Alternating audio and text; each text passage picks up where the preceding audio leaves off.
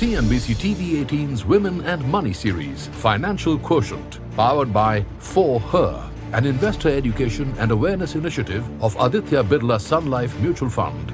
Mutual fund investments are subject to market risks. Read all scheme-related documents carefully.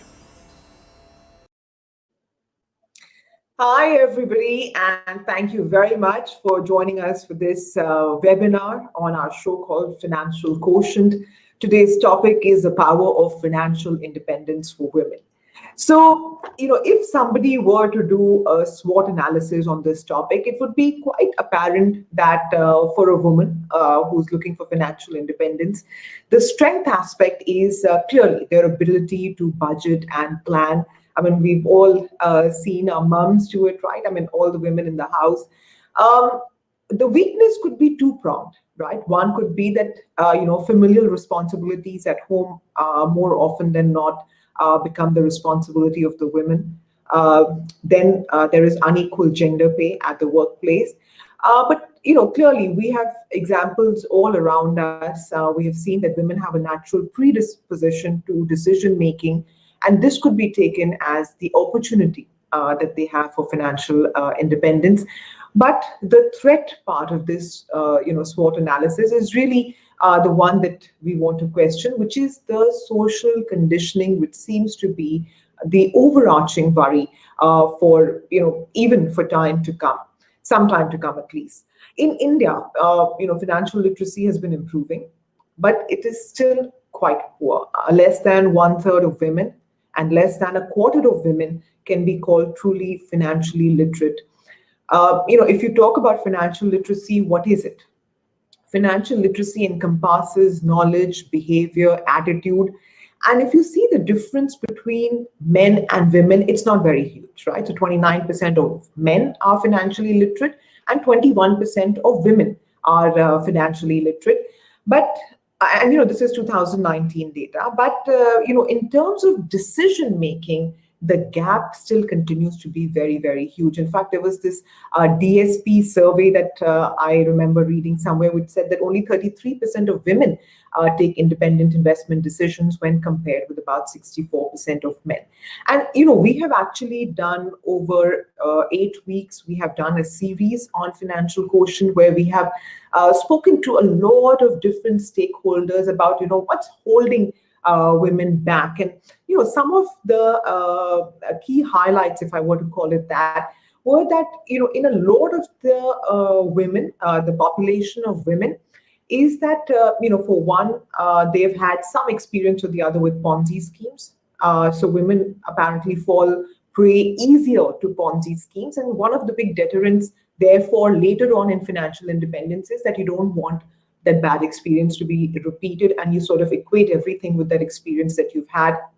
The other is that, and I was quite surprised to know this, is that both urban and rural women are pretty much similar in terms of their financial literacy, right? So it's not to say that an urban woman is better off than a rural woman. Rural women have, in fact, taken to the digital platform very, very well. Another key finding, which I was quite surprised to know, was that portfolios of women investors tend to perform better, and that women entrepreneurs actually have a higher success ratio. So, all of these point to things which, are either going wrong, but basically all of things which can be corrected. It's not like, some similar to falling off a cliff. I mean, there are corrective measures which can be taken, and no part of the population can be ignored if we are really looking at growth moving forward, right? So let's talk about this power of financial independence for women. And let me invite our two experts for today, Kiran Talang, who's a co-founder and director at Dhanayush Capital Services Private Limited, and Sunena Dakuna, co-head of fixed income credit at Aditya Birla Sun Life Mutual Fund. So thank you so much, Kiran and Sunena, for joining in. Kiran, my first question to you, you heard some of the findings that I found. And of course, you would have spoken to so many women as well throughout your career. What is that, or is there even that one stumbling block which keeps women from truly attaining financial independence? What is the big roadblock, or what are the big roadblocks? Uh, well, Sumaira, as you were mentioning that there is a lot of societal conditioning which exists. And right since the beginning, I mean, you look at families where women are not involved in financial decisions, and the children are looking at that. So even the next generation, tends to grow up with a belief that money is a man's role, and the women take care of the house and hearth. So that conditioning is pretty strong, and somehow I feel at the back of the mind, women start believing that they can't take care of money, or they can't make major money related decisions, or maybe it's too complex. They're not good at numbers. That's another stereotype that the society has, and women grow up with this kind of belief. I think these are some of the steps that are actually holding women back from making major money decisions. Another aspect I feel is that there is a fear, of financial literacy, because there's so much jargon and so much complexity in and around them. So even if they want to take steps to learn, they don't know where to begin. So apart from this, they are kind of in I would call it a comfort zone, where the men of the house are already taken care of things. So they wouldn't want to, maybe step in and take this additional responsibilities, because they're already managing the home and careers as well. So this is something additional which will take up their time, and maybe they don't want to do it because it's just too much for them. So I think these are many, many factors which are kind of holding back women in taking things in the financial area more seriously and with more courage. Yeah, and I can totally identify with this. I mean, in fact, I hadn't thought of it this way, that, it's just one more thing for the woman to do. And I can totally empathize with everybody who says, I don't want that one more thing added. So, Naina, you have dealt with investors of every kind, form, and variety. Uh, is there really this difference between men and women investors? And also asking you the same question about, what do you think is holding women back? So, if I'll take your second question first on what is holding women back, I think it's a lot to do with possibly women think investment is this big bogey. It's very esoteric. It's very difficult. Let me just forget about it. And exactly, as you said, it's just one more thing on my plate. If somebody else is taking care of it, I don't want to go down that path and take care of it. Somebody else is dealing with it. Let them deal with it. I've got enough on my plate to deal with in any case. And then as a result, it becomes a vicious circle in that you believe that it is difficult. And believe me, it's not rocket science. It's very easy. But because you're not interested in it, or because you've not decided to apply your mind to it, then you don't read about it, you don't research on it. As a result, you remain unaware, and that becomes a very, very bad vicious circle, which in case life events are unexpected, and we've seen that in the last 2 years, life can be very, very unpredictable.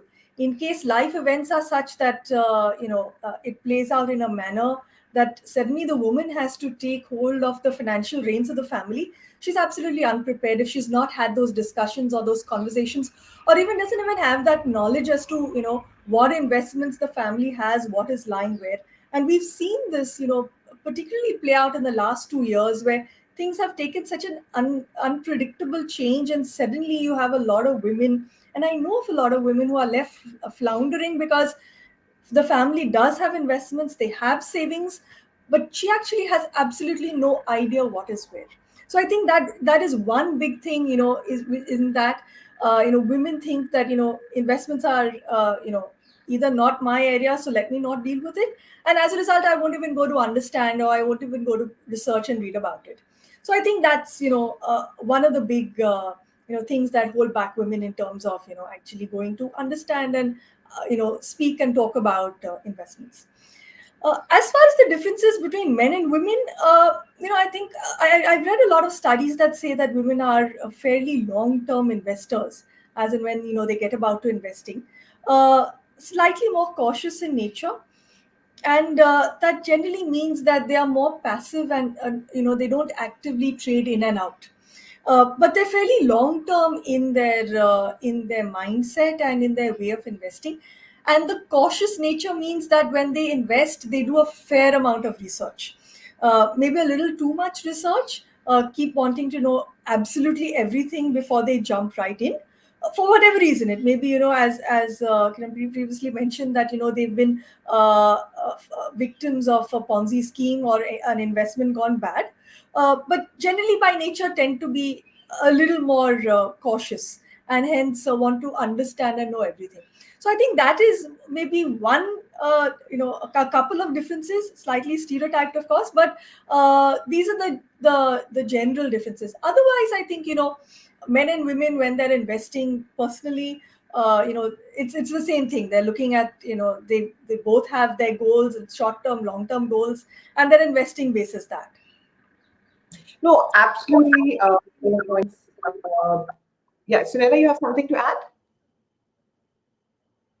Okay. No, go So, ahead. no, absolutely fair points, because, in the last year, the reference that you gave, we know of women and cases which have been highlighted where somebody kept paying the insurance premium on her husband's policy, despite the fact that he had expired, because she just didn't know that, she had to make a claim, and therefore make the premiums stop. So therefore, if you wait for a tragedy to actually, start managing the finances, you have already waited too long. Kiran, have you seen this stark difference between men and women? I mean, I've been told by a lot of financial planners that women investors have actually portfolios which have outperformed those of men.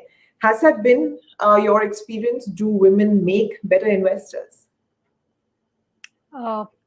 As Sunaina was saying, investment-wise, there wouldn't be much difference between men and women. And I believe people who are coming to financial planners are a very small section of the society which is actually taking financial advice. When you talk about general society, maybe it's very, very different. So we wouldn't know, or we cannot actually generalize that women are better investors. But yes, there are traits which are, suitable to long-term investing, to better results in investing. As Sunaina was mentioning, that women tend to be more cautious. So they will do more research, they will ask for help when needed, which generally men might try and avoid, But I would also say that it is a complementing a kind of factor, So if between a couple, say the wife is more cautious and will look around and read and research, whereas if a man is more focused on a product, he will probably delve more into that product. So these are two complementing aspects. When women are looking at financial planning, they look at more of a holistic picture of family goals and how the long term life settings are going to play out, whereas a man will look at what product to be chosen. So these are complementing factors because both are important in creating wealth in the long run. I mean, a simple example. I mean, if we look at, say, even our maids who are working, generally we tend to see that there are women who face difficulties where their husbands are not working, but they tend to take decisions with the family, with the children in mind, and they take good financial decisions. They ask for help from people they are working with. So that at that strata, I mean, they might not be very financially literate or literate for that matter, but they do, look at what is required in life. They know what their goals are, what they're saving for, and they go ahead, ask for help, and they make the decisions. So why not, women who are much more literate, who can be top of their career in their specific fields, they can definitely make these decisions. And because of the inherent nature of, women taking financial decisions, it might end up that their portfolios might be better. Okay, so basically, it's not rocket science. It's something that all of us can learn. And, all around us today, we can see examples of women who have done very, very well in the financial world. And, you have two prime examples right in front of you, ladies. So anyway, it's time for our first poll. So get ready to answer. The question is, are you aware of your money and your investments? Your choices are yes and no. So do sort of put in your responses, and we'll come back and see which way the needle swings on this one. Sunena, let me come back to you on this whole topic of financial inclusion and where women are concerned. How can we do better? than what has been done so far? So, Sumera, I think the way we can do better is start conversations at various levels. So, while we learn, in school, a lot of things across a lot of various varied subjects, I'm not sure financial literacy was one of them. So maybe even at the basic school level, we need to start conversations on financial literacy, investment options, and just the very basics of investing. In my academic career, it was only once I actually took up commerce, and then later on at an MBA when we started actually learning the 101s of investing and analysis. So it would have missed out on an entire bunch of people who do not go through those various streams. So starting those conversations at a very basic level, and then at the family level as well. So a lot of discussions within the households. Firstly, just information sharing of sharing of information as to what the family investments are, what the net worth is, where it's invested. That's another place where a conversation needs to happen. And then of course forums like this, where women can come do a little bit of research, take part in discussions like this, and try and then increase their awareness, increase their knowledge, and then with that arm themselves, and then are able to plan better, or even then go to a financial planner and take advice from them in terms of how they can actually go about it. So I think it's a lot about education that happens at various different places in various different spheres, but it needs to be a continuous process. It's not a start and stop. It has to be a continuous process throughout.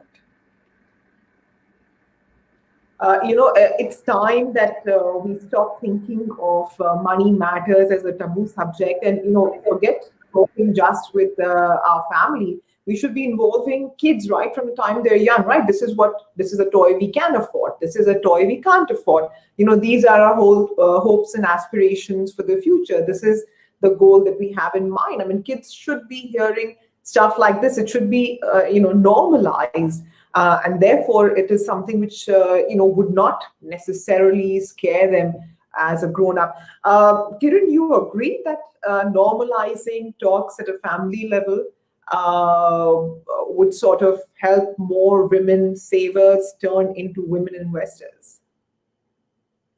I think family as a unit of the society is the beginning point for any kind of change that needs to happen. And financial discussions are, as you said, taboo in most Indian families. Culturally, we don't discuss money, and especially when it comes to women discussing about money, it's a very sensitive topic. I mean, imagine a newlywed lady. I mean, she's going into a new family and she's just trying to settle in, and then she talks to her husband about money, or she's wanting to know about the family money matters. It's a very touchy and very sensitive topic. So while those sensitivities have to be kept in mind, this is a discussion on an ongoing basis that should happen, because not only the women of the house, but the next generation also is listening in. I mean, they will pick up from what their parents' behavior is, and learn how the father is, dealing with money, how the mother is dealing with money.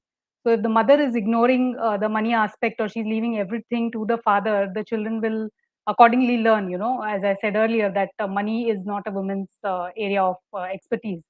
So I think starting these conversations on family level is absolutely important. And from there, I mean, see, all the financial discussions revolve around family goals: buying a house, maybe shifting to a new city, buying a two-wheeler, or buying a car, or a family holiday. I mean, these are all family discussions, family goals. And the money part also needs to be discussed equally openly as the rest of the decisions are. And this is how we will, improve the financial discussions in the society as well. No, absolutely, because children don't have preconceived notions. I mean, we teach them that, pink is for girls, or blue is for boys, or money is for boys and not for girls. It's time we normalize it and say everything is for everyone to sort of learn. And Sunena, you agree? I mean, on a macro level, I mean, this is what's going to actually contribute to economic growth going forward. As far as economic growth is concerned, women are actually very good at a micro level, dealing with the household budgets, and they're able to save very often from the household budgets. And in the our previous generations, our mothers and grandmothers, all that savings would then get channelized either by keeping it in cash, or buying some jewelry or some gold. And sometimes the more adventurous would maybe lend in a very informal manner within friends and family, or in the informal interest rate markets that are there, and they had their own ways of doing what we in our parlance call due diligence, but they did it extremely well. But this was all a very informal way of channelizing those savings. Now, while we don't have an exact estimate as to the quantum of those savings, imagine if all that actually found its way into the formal sector. Then the cash and currency in circulation would actually come down, and you'd actually have this money being put to a lot of productive use. So yes, absolutely, it can have tremendous amount of economic kind of a ramification. Also, Sumera, at the micro level, in the rural areas, and we've invested in a lot of these microfinance institutions, for which, as part of our research, I personally went and visited a lot of the interiors, and sat with those women in their center meetings when they're discussing, to hear those stories about how those women taking those loans have started off with some economic activity, and seeing the ramifications of the economic activity not only on the individual but also on society as a whole, and the confidence that they have not only in the fact that they are now financially independent but are actually able to take care of their own families. So at a micro level, and then of course at a macro level, when you aggregate it, it actually really can make a very, very big difference. By the way, we have the result of the first poll, which was, are you aware of your money and your investments? I'm happy to report that 76% of the respondents have said yes, and only 24% of the respondents have said no. So these are very, very encouraging traits. And, in fact, Kiran, I want to ask you a question taking off from just here, which is that are millennials, you think, more aware and more focused on their investments as compared to women in the previous generation? Yes, I do notice this change, that now millennials actually, right since their first job, they are trying to make some investments. There might be some hesitancy in looking at, say, newer products like mutual funds and all, because they're still trying to understand how and why things work. So they try to probably tend to go to their parents first and ask how they invested, and they might go towards those traditional products that their parents were looking at. But yes, there is a growing number of millennials who are looking at investments, and they also try to learn about it while they are in college. In fact, I think Birla has a first paycheck kind of program running, where they go into the final year, students in MBA colleges, and tell them about how to invest their first paycheck. So I think that these kind of initiatives are really great to give some kind of advice and some kind of direction to people who are coming newer into the workforce, and that's how they will start creating wealth.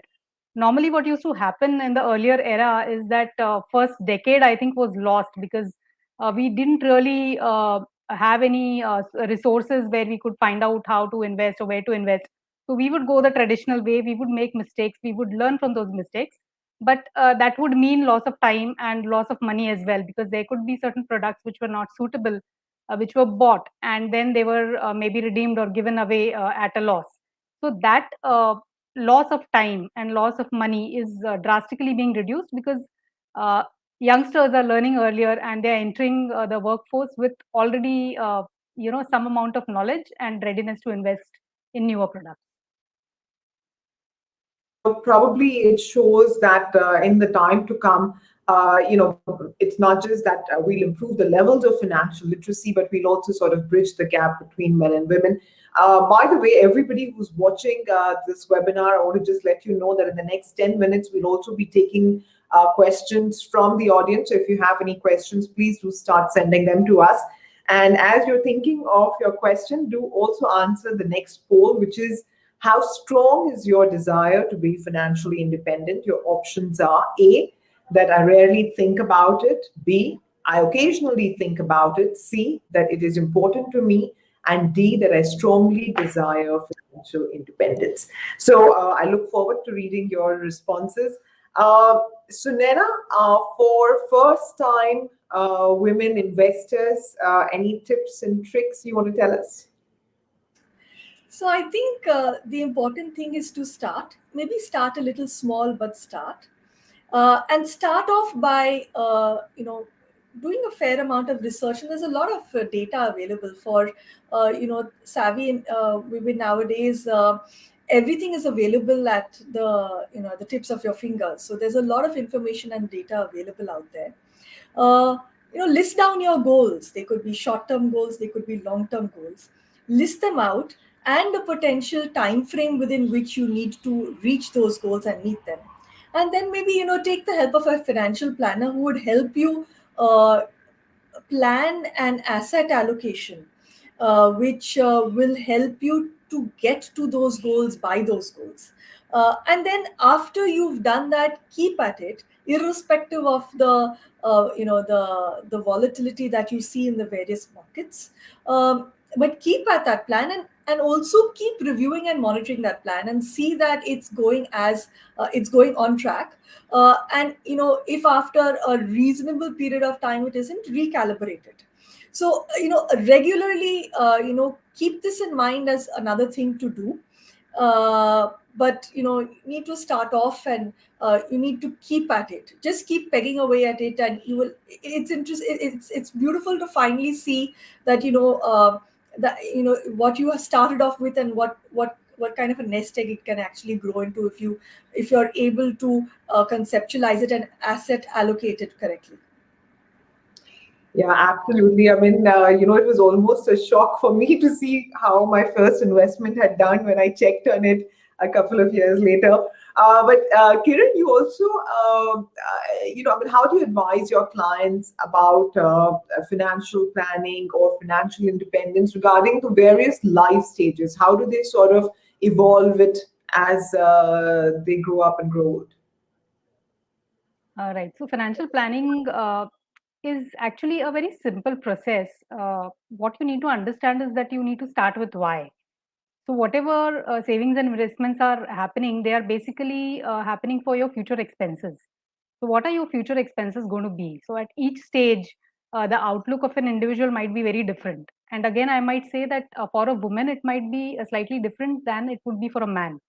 Say, for example, a youngster who's just entering the workforce, unmarried yet, she might be thinking of a sabbatical, within the next decade, maybe for childbirth, or later on, as life progresses, there could be need for elder care and things. So usually we see that women are the ones who take a break.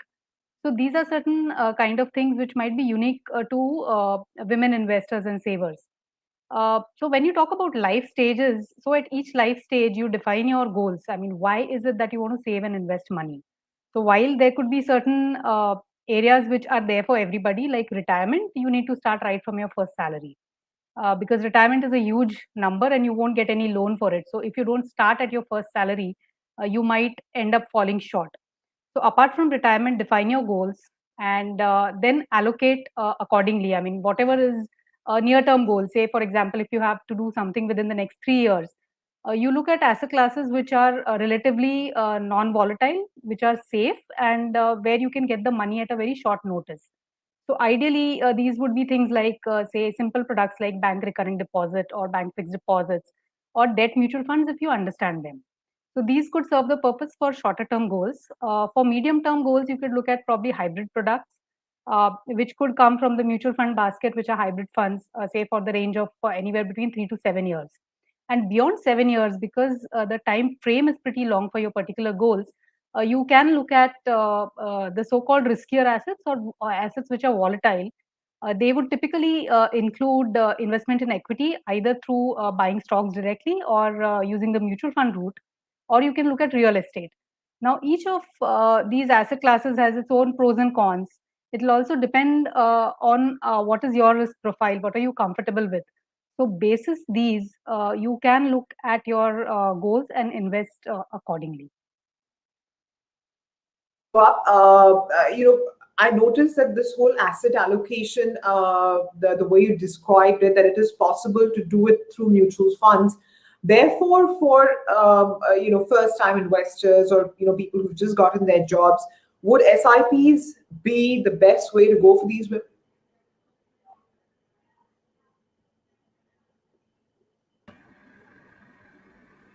You like me to take this one? Yes. Yeah. So, see, SIP is just a method of investing in different asset classes. So, what do you mean by asset classes is whether you are investing in bonds of companies or government bonds or, treasury bills, these kind of products which are, maybe a little less volatile as compared to stocks. So, you can invest in that, you can invest in stocks, or you can invest in gold, or you can invest in a combination of all of these. So all the different schemes that are provided by various mutual fund houses will be a combination of any of these asset classes. Now SIP, why SIP? Because see, if you're a salaried employee, you will be earning on a monthly basis. So your savings also are likely to be on a monthly basis. So it's much easier for you to set a fixed amount and invest it on a regularly monthly basis. And it is very simple. It's very automated. So you don't have to every time think before deciding to invest. Normally, otherwise, what happens is every time you have to take a decision, you will look at the market. Oh no, it's too high or it's too low. I don't want to invest right now, and that investment never happens. But if it is on an automated process, something like an SIP, which is set up for a long period, the investment happens irrespective, and you don't have to think and take a decision at any point in time. Of course, you need to do your research initially, which fund you're selecting, and all those kind of things. But once it's automated, it's done and taken care of, and you're set on a path to your long-term wealth creation. We also have the result of the last poll, which was how strong is your desire to be financially independent. Again, results very, very encouraging. D, the option was strongly desire financial independence. So 42% of women have voted for D. 25% have voted to say that it is important to me. 19% women say they rarely think about financial independence, and 14% of women say that they think about it occasionally. But the important part is that almost half of those who have been polled say that they desire financial independence, and another 25% say that it is something which is very, very important. So by the way, we have time for one more poll, so let me just quickly read it out for you. Is your choice to be financially independent primarily driven by yourself, or is it driven by others? So do send in your responses. And in the meantime, Sunena, I wanted to just ask you that, a lot of women are writing in saying that, they're keen to be financially independent, that, it is something which is of value to them, of importance to them. So therefore, the other thing is that, I may understand something, I may want to do something, but do I have the confidence to actually implement it or execute it? So, anything that you can advise these women about how they can raise their level of confidence when it comes to taking financial decisions? Couple of things maybe. One is maybe if you're a little worried about how things will pan out, start small. Start off, but start small, so you're not investing a large amount at a point of time. And secondly, maybe go out there and seek help from a financial planner or a financial advisor, and speak to a large number of people who are aware and invest, and maybe take professional help from a financial advisor, because that's when a greater confidence would come. And do your research as well, because there's a lot of information available out there. There's a lot of information available on the net, a lot of blogs written by people within the profession. And there are a lot of these calculators also available to help you plan your goals. So if there's a short-term goal or even a long-term goal, there are a lot of these tools available online. So you can use them as well. And then after that, maybe go out and take professional help from a financial advisor who would help you. Then and then bit by bit, once you start investing, once you see how it is progressing and planning, you will gain in confidence. And the more you invest and the more invested you are in the entire process, the more you will actually go and invest your time in reading and researching, and it then becomes a virtuous circle of confidence. So start off is what I would say. Start off small, but start off and keep at it, irrespective of the volatility that you may or may not see in the markets, because you can't time the markets, as Kiran said, but it doesn't mean that just because you've had a setback, you completely move away from them, because in all fields of our life, we will see failures, we will see success, but it doesn't mean that we don't dust ourselves off, stand up and get moving again. So I would say that you need to start investing, because it's a fairly important arena. And for financial independence, it is very important not only to save, but also to grow your money and invest by investing. Actually begins with a single step, right? Like Sunaina said. So why not? And early failures should ideally just be treated as learning opportunities and nothing but that. So instead of getting disheartened by your early setbacks, use it as learning opportunities and say that, what, I tried this, didn't work, I'm moving on to something better. Kiran, on that note, do you, I want to request you to actually tell our viewers about what might be the components of a sound financial plan? What are the do's and don'ts that women just can't afford to miss? Right. So a few things that you need to keep in mind is, like I said earlier, start with why. So define your financial goals, and that will give you the direction for your overall financial plan. Secondly, don't ignore risk. So risk in terms of ill health, or risk in terms of disability or loss of life. So this is something that needs to be covered first, and only then you can go towards investment. So set your goals, look at your risks, cover them by using insurance, and then start planning your investments. Now, again, when you're planning your investments, we talk about asset allocation. What it simply means is, don't put all your eggs into one basket. So spread it out, have some debt, have some equity, have some gold, spread across these asset classes. Real estate is something that will eventually come in, but it's a big ticket item, so that could be at a later stage. I mean, if you're just at the beginning of the career, maybe real estate will come a little later. Again, amongst these, while you broadly know your asset allocation, when you're looking at a particular product, be mindful of the risks that that particular product has. So don't rush in if you are just seeing the returns very high in the near past that you've seen the rate of return. Look at what is the risk per se of that product. Look at whether the product being offered to you is regulated, because there will be a lot of Ponzi schemes happening. There will be a lot of get rich quick schemes which will be presented to you in all sorts of markets. So try and stay away from them, because if you make lesser mistakes, the higher the chances that you will create a better wealthy corpus at the end of your investment cycle. So these are some basic things I think everybody needs to take care of. Okay, so we have the result of our third poll, which is that is your choice to be financially independent primarily self-driven or helped on by others? So again, happy to report that 77% of the respondents feel that their choice to be financially independent is their own choice to make. So Naina, one final question to you before we get in the audience questions. All kinds of financial planning is important, but would you say retirement planning supersedes every other kind of requirement? Retirement planning, yes, but I think for women also a little bit of an emergency fund, because as Kiran rightly mentioned, it is possible that you take a break for either childcare or um, elderly care, and for that you need to have some amount of emergency funds kept aside.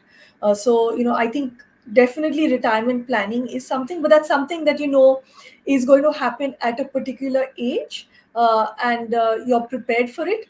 But the other two may not quite always happen on the expected timeline that you expect it to happen at. So I think some amount of emergency funding and funds need to be kept aside for that. First of our questions coming in from our audience, Sonal wants to know whether investors should be staggering their investments and also what is the ideal ratio of savings to investments. Kiran, you want to take that first?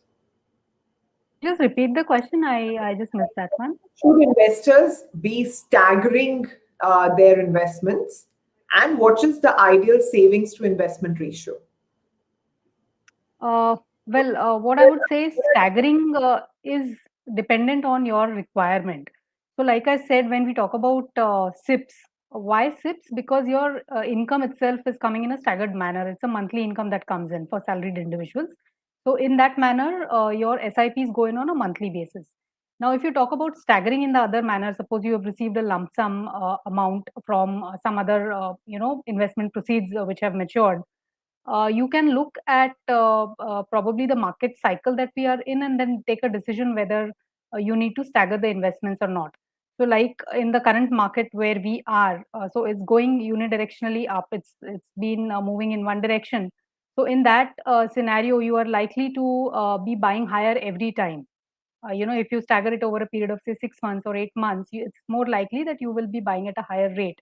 So you might be better off putting the money at one go. But in otherwise, other direction, if the market is falling, you would rather put it in a staggered manner. I mean, it depends on the conditions and what you're actually looking for, what is your time frame. So there are a lot of considerations which go into these decisions. It really cannot be generalized. Okay. So Nena, the next question is right up your alley. Reshma says, what should I keep in mind during times of economic volatility? And usually there is a lot of panic-driven action. So how can I avoid such panic? So I think the way to avoid panic is not when the event or the activity actually happens or the trigger actually happens. It's right up front when you're making the investment. And at that stage, you need to be aware of what are the potential risks with each and every one of the investments that you're making. And for that, you need to understand the investment thoroughly, understand the product well, and hence understand all the risks associated with it. And then you're able to make an informed decision and an informed investment. As a result, when a risk actually plays out, you don't panic, because it is something at the back of your mind that is a potential as and when you've actually made the investment. So I think you need to do a bit of research when you're making the investment, understand everything thoroughly, not just follow fads or what is actually uptrending at that point of time, but do a fair amount of background work so that you know the product thoroughly, know the risks thoroughly. So as and when if something actually plays out, you don't panic because you already have a game plan in place for this situation. Right. Thank you very much, Sunena and Kiran, for joining in. And, it's been fabulous listening to both of you. And I'm sure our audience has a lot of takeaways that they can go home with. So thank you very, very much for this fireside discussion. Okay, I know that you all have sent a lot of other questions as well, but currently we're a few minutes behind time, but I promise to take up a lot more of the audience questions which have come in with our next speaker. So please join me in welcoming Alpa Shah, founder of Empower Small Steps Education Private Limited, who is going to join us for a masterclass session. Hi, Alpa, good to see you in, and looking forward to hearing what you have to say. Thank you so much for inviting me, and thank you for that lovely introduction. Wow, very What an amazing talk show. Beautiful insights given by Kiran and Sunaina. And I just felt like listening to them on and on. What great thoughts. And I completely vouch for that. Whatever they have spoken about, I think I'm completely 100% agreeing to them. My job is very easy now to conduct this masterclass. And as Kiran said, she always starts with why. So do me. Even I feel that we should start with why. Before that, I would definitely like to thank CNBC TV18's Women and Money Talks Financial Quotient, powered by For Her and Aditya Birla Sun Life Mutual Fund. Thank you once again for inviting me. Well, in my masterclass, I'm going to teach you on investing fundamentals, how to assess risk and fix your financial goals, asset allocation, risk, portfolio designing, products, mutual funds, etc. Trust me, I'm going to make it very, very easy, and you all will be highly motivated. I'm sure about it. And to start with, first and foremost, why?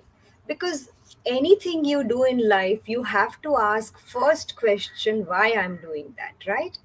So few fundamentals about how God has created women is, she's very balanced, she is very mature, she is not maximum always, she's optimum, she thinks long term, she thinks about family first, and of course she lives longer than men.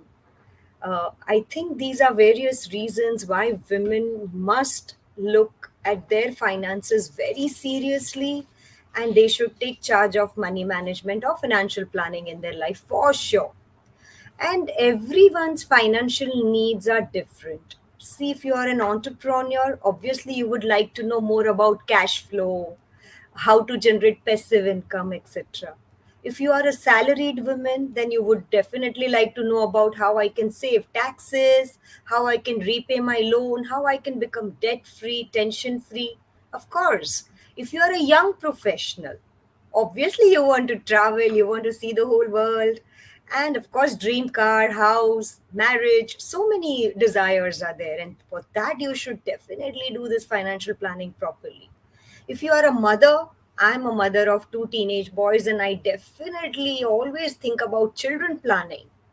If you are a homemaker, of course, you should consider retirement planning, as Sunaina said. But before that, let me tell you, there is a phase in your life, midlife. You will definitely have to plan it out for that phase in your life too. And there are so many other categories in women, if you personally ask me. I've come across so many single mothers, divorcees, widows, I mean, live in relationships. If you're a single daughter, single child, you have to definitely manage the inheritance, the assets, the property, or the investments which your parents have done. You will have to manage that also. So that's why such master classes and such discussions are so important. And to ask first thing, why is a very important thing. So there are certain reasons why you all should take this financial planning very seriously. Is first and foremost, you have to achieve your dream and goal. Second, definitely your retirement planning, midlife planning, children planning, parents planning. This is something which has emerged so well. So many times I come across women or even young girls who wish to do something for their parents. If you personally ask me, so many women are struggling between two homes. They have to look after their parents also, and they have to look after their in-laws, their own family. So definitely, parents planning is something which you all should surely consider. And when you are young, and if you start investing for parents, for achieving the dream and goal which you wish to do for your parents, you will surely achieve that. So if you're young, say 25, 30 years old, and if you start thinking about your parents are also in 50s, 60s, and they can do so many things with the help of your financial planning. And the proud of doing something for your parents with your own money and with your own planning is something just different. Obviously, your passion, your charity, social work, if you wish to do it, that is something that you can do with your investments.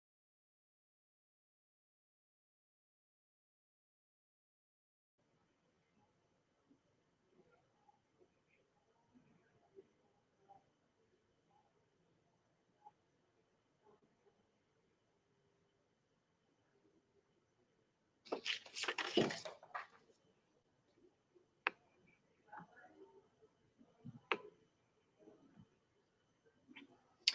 are Alpa, allow me to just interrupt you for a second. We're unable to hear you. I think maybe you have turned the mute button on. You can hear me now? Yes, we can. Sorry, we've missed the last Sorry. 2 minutes. Last minute for Okay. sure. So parents planning you could hear? Yes, yes. All right. So beating inflation is very, very important. So if you are having 1 lakh rupees as of today, and if you consider 5% inflation, after 20 years, this 1 lakh rupees is going to look like 35,000 rupees. So you have to definitely plan your investments in such a way that in medium to long term you are beating inflation, and your 1 lakh should not look like 35,000, but it should definitely look like 1 lakh 50,000 rupees. So beating inflation is the most important aspect of your financial planning. If you see the fundamentals and the other aspects, first and foremost, I would like to explain you about how much to invest. In fact, there was a question also from the audience. So, you can follow any of the formulas. Of course, these formulas are not 100% foolproof, but if you follow them, I think somewhere or the other you will get what you want in your life. Discipline will make you rich, and the consistency and the fact that you are doing something with some calculated risk will give you results. So 30-30, 40-50, and 50-100 is one ratio which you can follow. So when you are 30 years old, you can invest 30% of what you earn. When you're 40 years old, you can try to invest 50% of what you earn. And when you're 50 years old, you will be able to invest entire 100%. How and why? The earlier 20 years which you invested in a very, very focused way will give you another layer of income, will generate passive income in your life with the help of your long term investments. And that will itself give you so much of returns that you may not have to touch your salary for the last 10 years of your earning income salary, and you will retire so rich. The other ratio which I would like to mention here is 30, 20, 50. So maybe 30% of what you earn at any stage of your life, you can spend on your basic needs or so. 20% you enjoy. You should spend, you should just enjoy your life for sure. And 50% you try to invest, if not 50, 30%, 40%, whatever you can. I think when you make your life very systematic, automatically you start generating returns and results. So it's life is not about reasons, but life is always about returns, and uh, whatever you do with your feeling, gut feeling, with your approach, with your uh, long term approach, I think you will definitely get lot of good results in your life. Please don't do everything on your own. My humble submission to all of you is that we women, we are multitask, no doubt about it. We can do everything. We are super women, but we need help. We need support. We need moral boost. And for that, take help of a financial planner or an advisor or a mutual fund distributor. Definitely they will help you, and it will be such an ease in your life. You can take all the decisions, but take help, because you will need that for sure.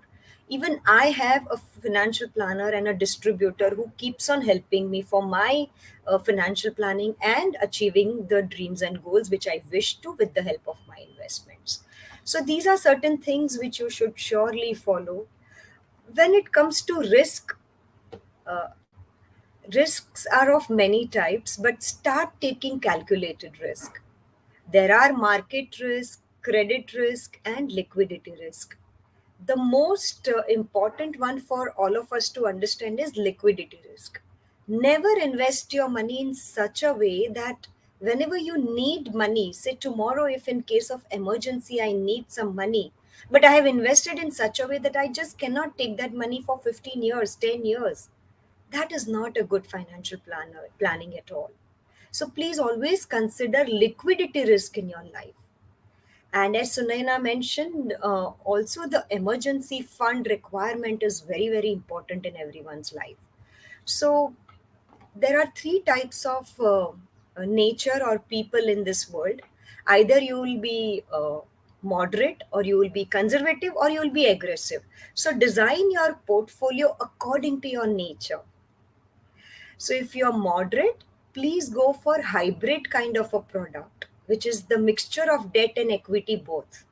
If you are aggressive, then I think equity will suit you. But remember, you have to be long term when you're investing your money in equity. And if you are conservative, then debt products will surely suit you.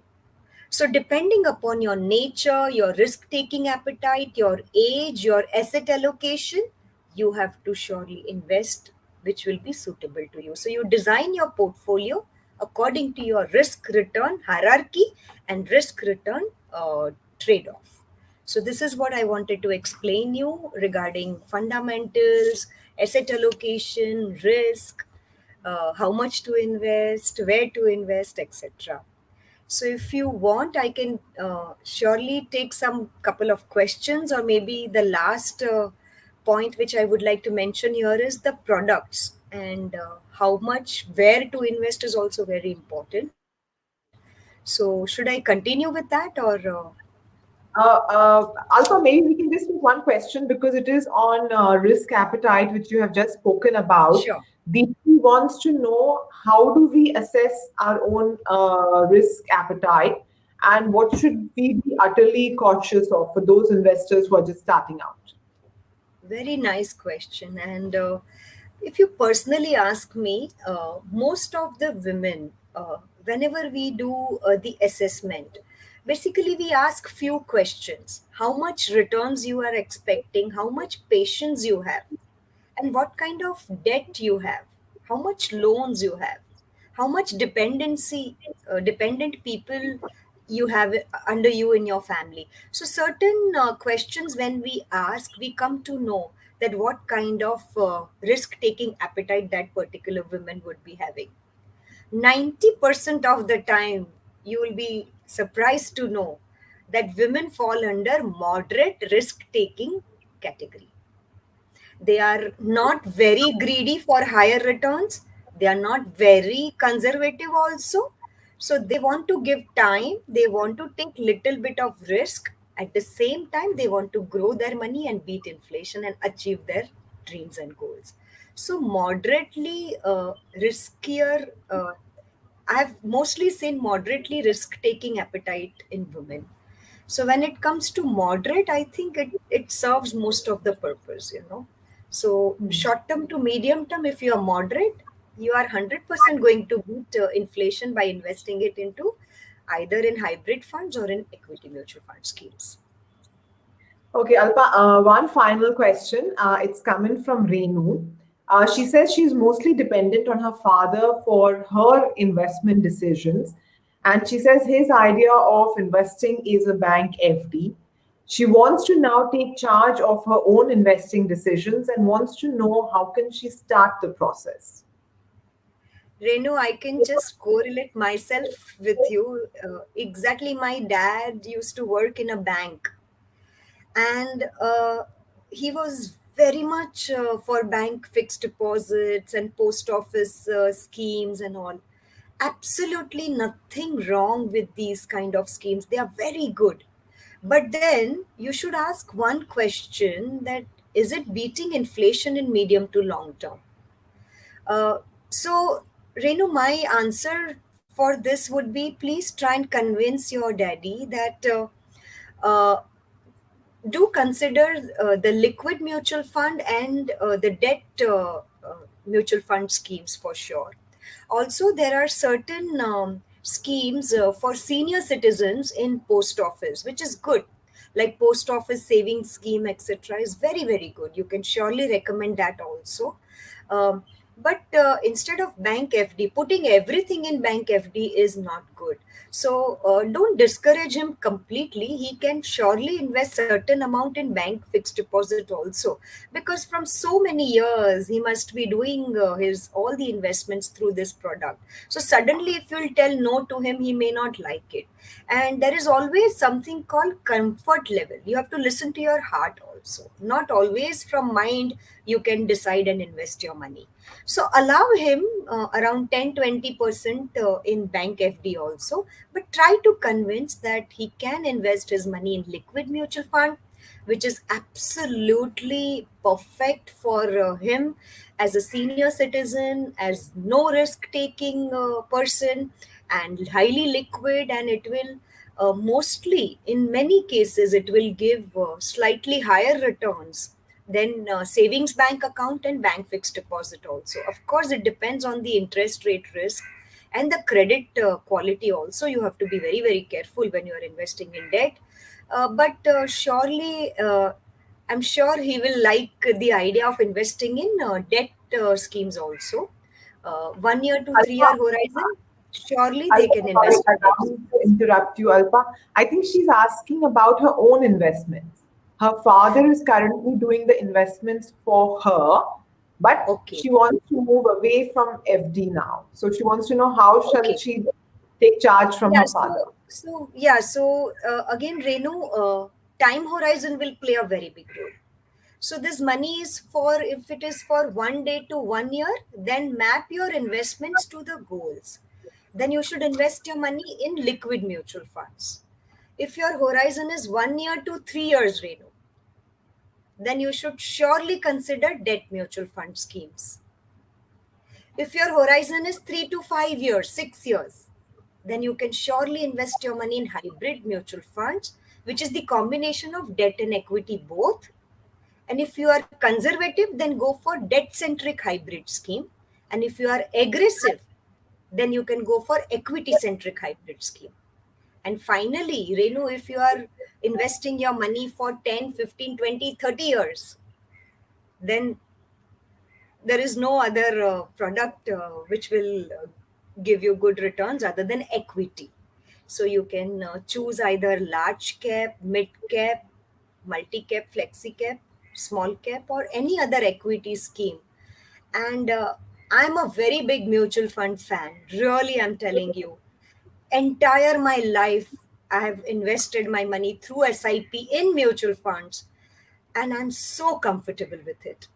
I worked for corporate for 23 years. Then in my midlife, I became an entrepreneur. Never ever I found any scarcity of money in my life or no stress thanks to mutual funds.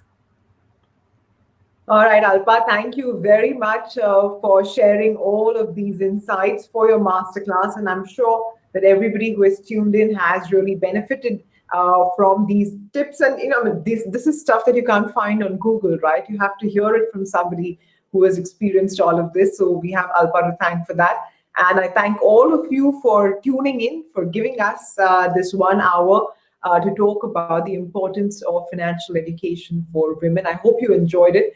If you have any further queries, do keep sending them. We'll be happy to take up of them as many as we can.